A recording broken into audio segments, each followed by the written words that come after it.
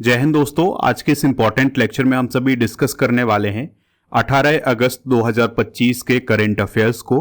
तो आप इस पूरे लेक्चर को बहुत ही ध्यान से लास्ट तक जरूर देखिएगा। लास्ट में आपसे क्वेश्चन पूछा जाएगा जिसका आंसर कमेंट बॉक्स में बताना है। तो चलिए आज के पहले और इम्पॉर्टेंट क्वेश्चन को डिस्कस करते हैं। तो पहला क्वेश्चन है, ला गणेसन वर्तमान में किस राज्य के राज्यपाल थे जिनका निधन हो गया है? आंसर हो जाएगा नागालैंड। तो नागालैंड के जो वर्तमान में राज्यपाल थे उनका निधन हो गया है। दोस्तों, ला गणेसन का पूरा नाम था ला गणेसन अय्यर। उनका जन्म हुआ था 1945 में तंजावुर तमिलनाडु में और उनका निधन हुआ है 15 अगस्त 2025 को चेन्नई तमिलनाडु में। 80 वर्ष की आयु में उनका निधन हुआ है। अगर हम उनकी राजनीतिक भूमिका की बात करें तो वो आरएसएस के प्रचारक रहे हैं, भाजपा के सदस्य रहे हैं, इसके अलावा तमिलनाडु भाजपा के अध्यक्ष रहे हैं और राज्यसभा के वो सांसद भी रहे हैं मध्य प्रदेश से। दोस्तों, वो मणिपुर, पश्चिम बंगाल और नागालैंड के राज्यपाल के रूप में काम कर चुके थे।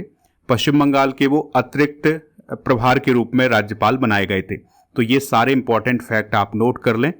अगला क्वेश्चन डिस्कस करते हैं, महाराष्ट्र सरकार ने किस उत्सव को राज्य महोत्सव घोषित किया है? काफी इंपॉर्टेंट क्वेश्चन है। तो आंसर हो जाएगा इसका गणेश उत्सव। तो जो गणेश उत्सव है वो अब महाराष्ट्र राज्य का राज्य महोत्सव घोषित किया गया है। तो इसकी घोषणा अभी हाल ही में किसने की है? तो महाराष्ट्र के जो सांस्कृतिक कार्य मंत्री हैं आशीष शेलार, उनके द्वारा इसकी घोषणा की गई है। अगले क्वेश्चन की तरफ बढ़ते हैं। क्वेश्चन क्या है, महाराष्ट्र सरकार ने किस उत्सव को राज्य महोत्सव घोषित किया है? आंसर हो जाएगा गणेश उत्सव। तो जो महाराष्ट्र में गणेश उत्सव मनाया जाता है उसे राज्य महोत्सव के रूप में अभी हाल ही में घोषित किया गया है। तो इसकी घोषणा किसने की है? तो जो महाराष्ट्र के सांस्कृतिक कार्य मंत्री हैं आशीष शेलार जी, उनके द्वारा ये घोषणा की गई है। तो गणेशोत्सव को राज्य महोत्सव घोषित करने का उद्देश्य ये है कि जो महाराष्ट्र की सांस्कृतिक पहचान है उसको मजबूत करना। गणेशोत्सव की बात करें तो यह केवल धार्मिक उत्सव नहीं है, बल्कि ये एक सामाजिक, सांस्कृतिक और राष्ट्रभक्ति से जुड़ा हुआ उत्सव है। महाराष्ट्र में जो गणेश उत्सव की शुरुआत हुई थी वो 1893 में हुई थी और इसकी शुरुआत लोकमान्य बाल गंगाधर तिलक जी के द्वारा की गई थी। और इस उत्सव को मनाने का जो उद्देश्य था वो था लोगों में राष्ट्रभक्ति जगाना और ब्रिटिश शासन के खिलाफ सांस्कृतिक एकता और जागृति को फैलाना। दोस्तों, महाराष्ट्र की बात हुई है तो महाराष्ट्र से रिलेटेड कुछ इंपॉर्टेंट करेंट अफेयर्स भी डिस्कस कर लेते हैं जो कि आपके एग्जाम के लिए काफ़ी इंपॉर्टेंट हैं। जैसे महाराष्ट्र ने सोशल मीडिया के दुरुपयोग पर नज़र रखने के लिए गरुड़ दृष्टि को अभी हाल ही में लॉन्च किया है। महाराष्ट्र ने बौद्धिक विकलांगता वाले छात्रों की समान शिक्षा के लिए दिशा अभियान की शुरुआत की है। 7 अगस्त को महाराष्ट्र में सतत कृषि दिवस मनाया जाएगा, इसकी घोषणा भी हाल ही में की गई है। महाराष्ट्र ने पशुधन और मुर्गी पालन को कृषि का दर्जा दिया है। मध्य प्रदेश और महाराष्ट्र ने ताप्ती बेसिन मेगा रिचार्ज परियोजना के लिए समझौता किया है और महाराष्ट्र ने डीपीएस फ्लेमिंगो झील को संरक्षण रिजर्व घोषित किया है।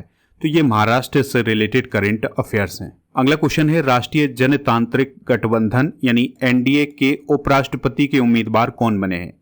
आंसर हो जाएगा सीपी राधाकृष्णन। तो देखिए, अभी कुछ समय पहले आपने न्यूज़ में सुना होगा कि जो जगदीप धनखड़ जी थे उन्होंने उपराष्ट्रपति पद से इस्तीफा दिया था। अब ये पद खाली हो गया था तो अब चुनाव आयोग को उपराष्ट्रपति पद का चुनाव करवाना है। तो अब क्या हो रहा है कि एनडीए के द्वारा उपराष्ट्रपति पद के लिए उम्मीदवार किसे बनाया गया है? सीपी राधाकृष्णन को। अब आगे चल करके वोटिंग की जाएगी और उपराष्ट्रपति का चुनाव होगा। तो एनडीए की तरफ से जो उम्मीदवार बने हैं, यानी कि जो भाजपा का संगठन है उसकी तरफ से जो उम्मीदवार बने हैं उपराष्ट्रपति पद के लिए, वो बने हैं महाराष्ट्र के वर्तमान में राज्यपाल सीपी राधाकृष्णन। भाजपा संसदीय दल की एक बैठक हुई अभी हाल ही में और सीपी राधाकृष्णन के नाम पर सहमति बनी है। सीपी राधाकृष्णन का जो पूरा नाम है वो है चंद्रपुरम पोन्नुसामी राधाकृष्णन। इनका जन्म 4 मई 1957 को तिरुपुर तमिलनाडु में हुआ था और ये आरएसएस से जुड़े हैं और 1998 और 1999 में कोयम्बतूर सीट से सांसद भी रहे हैं। 2004 से 7 तक तमिलनाडु भाजपा के प्रदेश अध्यक्ष रहे हैं। इसके अलावा 2023 में वो झारखंड के राज्यपाल बने थे और अभी वर्तमान में वो महाराष्ट्र के राज्यपाल थे। दोस्तों, 17वें उपराष्ट्रपति पद का जो चुनाव होगा उसके लिए जो नोटिफिकेशन जारी किया गया है वो 7 अगस्त को जारी किया गया है। नामांकन होगा 21 अगस्त को और वोटिंग की जाएगी 9 सितंबर को। ठीक है, तो ये शेड्यूल अभी हाल ही में कुछ समय पहले जारी किया गया था। दोस्तों, उपराष्ट्रपति बनने के लिए जो 4 महत्वपूर्ण योग्यताएं हैं वो कौन कौन सी हैं? सबसे पहली बात है कि जो व्यक्ति उपराष्ट्रपति बनना चाहता है उसका भारतीय नागरिक होना जरूरी है। कम से कम 35 साल की उम्र उसकी पूरी होनी चाहिए। राज्यसभा का सदस्य बनने की उसके पास योग्यता होनी चाहिए। केंद्र या राज्य सरकार के अधीन किसी लाभ के पद पर नहीं होना चाहिए। तो ये दोस्तों 4 जरूरी योग्यताएं हैं उपराष्ट्रपति बनने के लिए। अब जो उपराष्ट्रपति चुनाव 2025 होगा उसके लिए बहुमत कितना होगा इसको जान लेते हैं। तो अगर किसी गठबंधन के उम्मीदवार को 391 वोट मिलते हैं तो उसे बहुमत मिल जाएगा, यानी वो जीत जाएगा। तो लोकसभा में वर्तमान में 542 सांसद हैं और 1 सीट खाली है। राज्यसभा में 240 सांसद हैं, 5 सीट खाली है। तो इस प्रकार से जब बहुमत का आंकड़ा देखा गया तो कितना हो गया? 391 बहुमत का आंकड़ा हो गया। तो एनडीए के पास 422 मतलब मेंबर हैं और इंडिया गठबंधन के पास 312 मेंबर हैं, यानी कि 312 सदस्य हैं। दोस्तों, आपको ये याद रखना है कि जो उपराष्ट्रपति का चुनाव होता है इसमें लोकसभा और राज्यसभा के जो मेंबर होते हैं वो इसमें भाग लेते हैं। तो इसमें जो राज्यसभा के 12 मनोनीत सदस्य होते हैं वो भी इसमें भाग लेते हैं, लेकिन राष्ट्रपति के चुनाव में मनोनीत सदस्य भाग नहीं लेते हैं। ये पॉइंट भी आप याद रखिएगा। उपराष्ट्रपति से संबंधित कुछ इंपॉर्टेंट आर्टिकल डिस्कस करते हैं। जैसे आर्टिकल 63 में भारत का एक उपराष्ट्रपति होगा, इस बात का वर्णन किया गया है। आर्टिकल 64 में उपराष्ट्रपति राज्यसभा का पदेन सभापति होगा और कोई अन्य लाभ का पद धारण नहीं करेगा, इस बात का वर्णन है। अनुच्छेद 65 में राष्ट्रपति की मृत्यु, त्यागपत्र या पद से हटाए जाने की स्थिति में उपराष्ट्रपति राष्ट्रपति के रूप में कार्य करेगा, इस बात का वर्णन है। अनुच्छेद 66 में उपराष्ट्रपति के चुनाव का वर्णन है। अनुच्छेद 67 में उपराष्ट्रपति के कार्यकाल को बताया गया है। अनुच्छेद 68 में उपराष्ट्रपति के पद की रिक्ति को भरने के लिए चुनाव का समय बताया गया है। अनुच्छेद 69 में उपराष्ट्रपति द्वारा शपथ का वर्णन है। अनुच्छेद 70 की बात करें तो राष्ट्रपति या उपराष्ट्रपति के चुनाव से संबंधित मामलों के निपटारे के बारे में बताया गया है। अनुच्छेद 71 की बात करें तो राष्ट्रपति या उपराष्ट्रपति के चुनाव से संबंधित या उससे जुड़े हुए मामलों को विनियमित करने के लिए संसद की शक्ति बताई गई है। तो ये सारे इंपॉर्टेंट पॉइंट आप नोट कर लें। अगला क्वेश्चन है, दुनिया का सबसे मूल्यवान फुटबॉल क्लब कौन बना है? आंसर हो जाएगा रियल मैड्रिड। तो जो रियल मैड्रिड है ये दुनिया का सबसे मूल्यवान या वैल्यूएबल फुटबॉल क्लब बना है। तो दोस्तों, ब्रांड फाइनेंस और फुटबॉल 50 2025 रिपोर्ट में ये बताया गया है कि जो रियल मैड्रिड है ये दुनिया का सबसे वैल्यूएबल फुटबॉल क्लब बन गया है। इसकी जो ब्रांड वैल्यू बताई गई है वो बताई गई है 1.921 बिलियन यूरो की। तो इसमें 14% की वृद्धि हुई है। और ब्रांड स्ट्रेंथ स्कोर की बात करें तो 94.9 इसका स्कोर रहा है।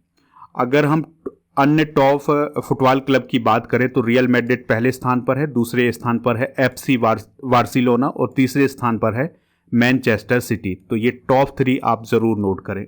दोस्तों, रियल मैड्रिड क्लब की बात करें तो ये स्पेन का फुटबॉल क्लब है और इसका जो पूरा नाम है वो है real Madrid club D football. 1902 में इसकी स्थापना हुई थी और ये कहाँ पर स्थित है? मैड्रिड स्पेन में स्थित है। और इसकी लीग कौन सी है? La Liga. और जो ला लीगा है वो स्पेन की टॉप फुटबॉल लीग है। अगले क्वेश्चन की तरफ बढ़ते हैं, काफी इंपॉर्टेंट है। हाल ही में इसरो ने अंतरिक्ष प्रयोगशाला किस राज्य में स्थापित की है? आंसर हो जाएगा इसका अरुणाचल प्रदेश। ठीक है, तो अरुणाचल प्रदेश में इसरो के द्वारा एक अंतरिक्ष प्रयोगशाला स्थापित की गई है। अब ये प्रयोगशाला कहाँ पर स्थित है? तो अरुणाचल प्रदेश का जो मेचुका नामक स्थान है जो कि सियोमी जिला के अंतर्गत आता है, वहां पर यह प्रयोगशाला स्थापित की गई है। इसका उद्घाटन किसने किया है? तो अरुणाचल प्रदेश के जो एजुकेशन मिनिस्टर हैं पासंग दोरजी सोना, उनके द्वारा इसका उद्घाटन किया गया है। इसमें सहयोगी संस्थाएं कौन कौन सी हैं? तो इसरो और मुस्कान फाउंडेशन। प्रयोगशाला का नाम क्या है? पासंग वांगचुक सोना इसरो अंतरिक्ष प्रयोगशाला। और ये जो प्रयोगशाला स्थापित की गई है इसका उद्देश्य क्या है? तो इसका उद्देश्य ये है कि जो छात्र हैं उन्हें अंतरिक्ष विज्ञान और टेक्नोलॉजी प्रौद्योगिकी में व्यवहारिक अनुभव प्रदान करना। दोस्तों, ये जो प्रयोगशाला मेचुका नामक स्थान पर स्थापित की गई है, इसका उद्देश्य क्या है, इसका महत्व क्या है? तो इसका महत्व ये है कि जो मेचुका नामक स्थान है, जो कि काफ़ी दूर दराज वाले इलाके में है, जो कि भारत चाइना सीमा के पास है, तो यहाँ पर भी जो आधुनिक वैज्ञानिक संसाधन है वो पहुँच जाएंगे। बात करते हैं इसरो की, तो इसरो का फुल फॉर्म आप याद रखिएगा, इसका फुल फॉर्म है इंडियन स्पेस रिसर्च ऑर्गेनाइजेशन। इसकी स्थापना हुई थी 15 अगस्त 1969 को, ठीक है। और इसका मुख्यालय है बेंगलुरु में है, और इसके जो अध्यक्ष हैं वर्तमान में वो हैं डॉक्टर वी नारायणन, जिन्हें आप यहाँ पर देख सकते हैं। तो ये 11वें नंबर के इसरो के अध्यक्ष हैं। इसरो की कुछ प्रमुख प्रयोगशालाएं भी आप याद रखिएगा, जैसे भौतिक अनुसंधान प्रयोगशाला अहमदाबाद में है, अंतरिक्ष भौतिकी प्रयोगशाला तिरुवनंतपुरम में है, विक्रम साराभाई अंतरिक्ष केंद्र है तिरुवनंतपुरम में, इसरो उपग्रह केंद्र है बेंगलुरु में, ISRO telemetry tracking and command network है बेंगलुरु में, द्रव नोदन प्रणाली केंद्र है तिरुवनंतपुरम, बेंगलुरु और महेंद्रगिरी में, भारतीय सुदूर संवेदन संस्थान है देहरादून में, और अंतरिक्ष उपयोग केंद्र है अहमदाबाद में, और सतीश धवन अंतरिक्ष केंद्र है श्रीहरिकोटा में। अगला क्वेश्चन है, सिलिनेक्स अभ्यास भारत और किस देश के बीच आयोजित किया जाता है? तो आंसर हो जाएगा इसका श्रीलंका, यानी कि जो सिलिनेक्स अभ्यास है ये भारत और श्रीलंका के बीच आयोजित किया जाता है। इस बार इसका आयोजन कोलंबो श्रीलंका में किया जा रहा है, या इसका आयोजन हो चुका है 14 से 18 अगस्त 2025 तक। इस बार इसका 12वां संस्करण हुआ है, और इसमें भारत के किन किन जहाज़ों ने हिस्सा लिया है? तो INS राणा और INS ज्योति ने हिस्सा लिया है। सिलिनेक्स अभ्यास की बात करें तो इसे बोला जाता है श्रीलंका इंडिया नेवल एक्सरसाइज। 2005 में इसकी शुरुआत हुई थी। भारत और श्रीलंका में बारी बारी से इसका आयोजन होता है। कुछ प्रमुख मिलिट्री एक्सरसाइज डिस्कस करते हैं, जैसे उल्ची फ्रीडम शील्ड सैन्य अभ्यास 2025 का आयोजन साउथ कोरिया और अमेरिका के बीच में अभी हाल ही में हुआ है। नोमोडिक एलिफेंट भारत मंगोलिया, शक्ति अभ्यास भारत फ्रांस, टाइगर क्लॉ अभ्यास भारत अमेरिका, तीस्ता प्रहार अभ्यास भारतीय सेना के ने आयोजित किया है, डस्टलेक अभ्यास भारत उज्बेकिस्तान, टाइगर ट्राइम्फ अभ्यास भारत अमेरिका, इंद्र अभ्यास भारत रसिया, प्रचंड प्रहार भारतीय सेनाओं के बीच हुआ है, और एकेमी अभ्यास भारत तंजानिया के बीच अभी हाल ही में हुआ है। अगला क्वेश्चन है, अजय कुमार भल्ला को किस राज्य का अतिरिक्त प्रभार सौंपा गया है? आंसर हो जाएगा नागालैंड, यानी कि जो अजय कुमार भल्ला हैं वो नागालैंड के अतिरिक्त राज्यपाल के रूप में अभी हाल ही में नियुक्त किए गए हैं। तो उनकी नियुक्ति किसने की है? राष्ट्रपति जी ने की है, यानी द्रौपदी मुर्मू जी ने की है। तो अभी हमने पहले क्वेश्चन में पढ़ाया है कि जो ला गणेशन थे, जो कि नागालैंड के राज्यपाल थे, उनका निधन हो गया है, उसके बाद ये पद खाली हो गया था। तो अब जो मणिपुर के वर्तमान में राज्यपाल हैं अजय कुमार भल्ला जी, उन्हें नागालैंड का अतिरिक्त प्रभार सौंपा गया है। तो राष्ट्रपति द्रौपदी मुर्मू जी ने संविधान के अनुच्छेद 153 का इस्तेमाल करते हुए अजय कुमार भल्ला की नियुक्ति की है नागालैंड के अतिरिक्त प्रभार के राज्यपाल के रूप में। राज्यपाल से रिलेटेड कुछ इंपॉर्टेंट फैक्ट भी आपको याद होने चाहिए, जो कि आर्टिकल से रिलेटेड हैं। जैसे राज्यपाल की नियुक्ति राष्ट्रपति द्वारा होती है, इस बात का वर्णन अनुच्छेद 155 में है। राज्यपाल का कार्यकाल 5 साल का होता है, इसका वर्णन 156 में है। राज्यपाल राज्य की कार्यकारी शक्ति का प्रमुख होता है, इसका वर्णन अनुच्छेद 154 में है। राज्यपाल विधानसभा को भंग कर सकता है, इसका वर्णन है अनुच्छेद 174 में। राज्यपाल अध्यादेश जारी कर सकता है, इसका वर्णन है अनुच्छेद 213 में। राज्यपाल क्षमा और दंड में छूट दे सकता है, इसका वर्णन है अनुच्छेद 161 में। राज्यपाल मंत्रिपरिषद की सलाह से कार्य करता है, इसका वर्णन है अनुच्छेद 163 में। राज्यपाल धन विधेयक बिना किसी अनुशंसा के प्रस्तुत नहीं किया जा सकता है, इसका वर्णन है अनुच्छेद 207 में। राज्यपाल विधेयक को राष्ट्रपति के विचारार्थ भेज सकता है, इसका वर्णन है अनुच्छेद 200 में। राज्यपाल की शपथ उच्च न्यायालय के मुख्य न्यायाधीश दिलाते हैं, इसका वर्णन है अनुच्छेद 159 में। और एक व्यक्ति एक से अधिक राज्यों का राज्यपाल हो सकता है, इसका वर्णन है अनुच्छेद 153 में, जिसका इस्तेमाल अभी हाल ही में राष्ट्रपति द्रौपदी मुर्मू जी के द्वारा किया गया है। और जो अजय कुमार भल्ला हैं उन्हें नागालैंड का अतिरिक्त प्रभार सौंपा है। अगला क्वेश्चन है, quant box Chennai grand masters 2025 किसने जीता है? आंसर हो जाएगा विंसेंट कीमर ने। किसने जीता है दोस्तों? विंसेंट कीमर ने। तो इनका संबंध जर्मनी से है, और ये जो क्वांट वॉक्स चेन्नई ग्रैंड प्रिक्स मास्टर्स प्रतियोगिता थी, ये शतरंज से रिलेटेड प्रतियोगिता थी, तो इसको विंसेंट कीमर ने जीता है। तो इस जीत के साथ पहली बार विश्व की टॉप 10 लाइव रेटिंग में वो शामिल हो गए हैं और अर्जुन एरिगेसी और कार्तिकेयन मुरली दूसरे और तीसरे स्थान के लिए दावेदारी में रहे थे क्वांट वॉक्स चेन्नई ग्रैंड मास्टर्स 2025 में। अच्छा, यहाँ पर बात हुई है शतरंज की, तो शतरंज से रिलेटेड कुछ इंपॉर्टेंट करंट अफेयर्स हम एक बार रिवाइज कर लेते हैं। तो मैग्नस कार्लसन ने पहला शतरंज ई स्पोर्ट्स विश्व कप अभी हाल ही में जीता है। दिव्या देशमुख ने फिडे महिला शतरंज विश्व कप 2025 जीता है। विश्व शतरंज दिवस हर साल 20 जुलाई को मनाया जाता है। अरविंद चिदम्बरम ने 6वां स्टीफन अवज्ञान मेमोरियल खिताब जीता है 2025 वाला। प्रज्ञानंद ने सुपरवेट क्लासिक में पहला ग्रैंड शतरंज टूर खिताब जीता है। तमिलनाडु के जो LR श्रीहरि हैं वो 86वें शतरंज ग्रैंड मास्टर बने थे। हरिकृष्णन AR भारत के 87वें नंबर के ग्रैंड मास्टर बने हैं। दिव्या देशमुख 88वें नंबर की और 89वें नंबर के बने हैं रोहित कृष्णा। अगला क्वेश्चन है, अलास्का शिखर वार्ता 2025 किन दो देशों के बीच हुई है? आंसर हो जाएगा अमेरिका रूस।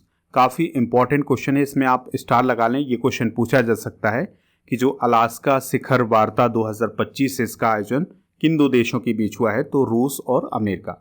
तो इसमें जो रूस के राष्ट्रपति थे व्लादिमीर पुतिन और जो अमेरिका के राष्ट्रपति थे डोनाल्ड ट्रंप, इन दोनों के बीच में एक वार्ता हुई है। और ये जो वार्ता हुई है ना, ये 15 और 16 अगस्त 2025 को हुई है। तो लगभग 3 घंटे तक ये बैठक चली थी दोनों लीडर्स के बीच में, और इसका उद्देश्य था रूस और यूक्रेन के युद्ध में सीज फायर करवाना। लेकिन हालांकि इस पर कोई सहमति नहीं बनी है, आगे भी इस पर चर्चा हो सकती है। तो इस पॉइंट को जरूर याद रखिएगा कि ट्रंप और पुतिन के बीच में अलास्का शिखर वार्ता अमेरिका में हुई है।